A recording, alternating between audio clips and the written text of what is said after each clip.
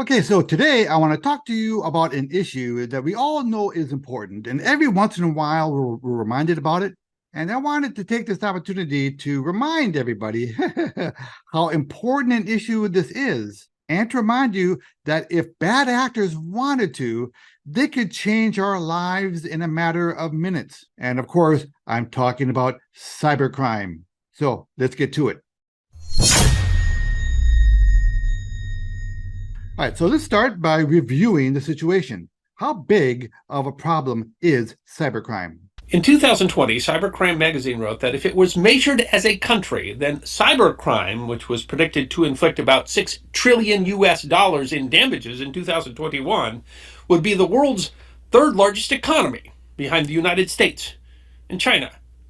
Insider magazine wrote in 2017 that billionaire Warren Buffett sees cybercrime as a greater threat to humanity than nuclear weapons. Okay, now, of course, that just refers to cybercrime in general. But what about the more nefarious aspect of the cyberspace? Just how vulnerable are we? If I remember right, this is from a congressional hearing in the late 80s or maybe even the early 90s. Let's take a look.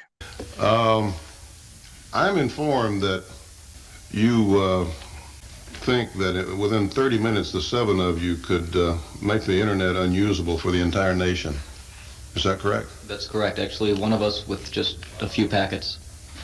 We've told a few agencies about this. It's kind of funny because we think that this is something that the various government agencies should be actively going after. We know the Department of Defense just did a very large investigation into what's known as denial of service attacks against the infrastructure. In our various day jobs, we contributed a large portion of the information to that actual investigation. Much to our chagrin, the learnings from it were instantly classified.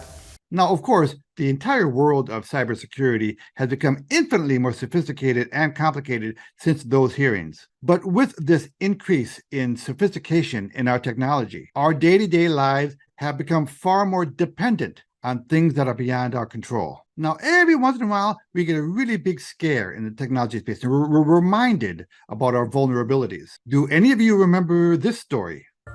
In 2009, around Christmas time, something terrible was lurking in the network at Google.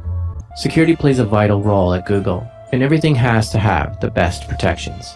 Hackers had found a way into the network and burrowed their way deep into Google's servers.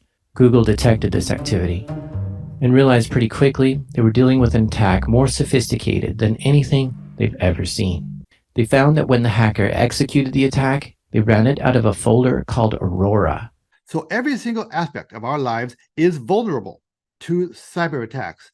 Everything from our food, because remember, the logistical system is run by computers, to our energy, and even our cars. If you drive one of those new fancy electric vehicles with computers, or pretty much any newer car, right, that has computers in it, a good hacker can actually take over the operation of your car.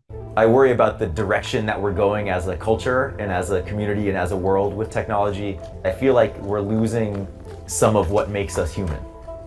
I know how these devices are designed. I know what these companies are doing. I know that devices are insecure. There's just too much money to be made, and as long as companies are financially motivated and governments are motivated for power and control and everything, like, the problems are going to persist. Modern technology has really kind of turned me off to technology as a whole. So please just keep this issue in the back of your mind. I would like to encourage you to continue your prepping operations and, of course, reduce your exposure to your bank, buy some gold and silver, and establish streams of passive recurring income. Ed Anderson, live from Minnesota, signing out. Copy that.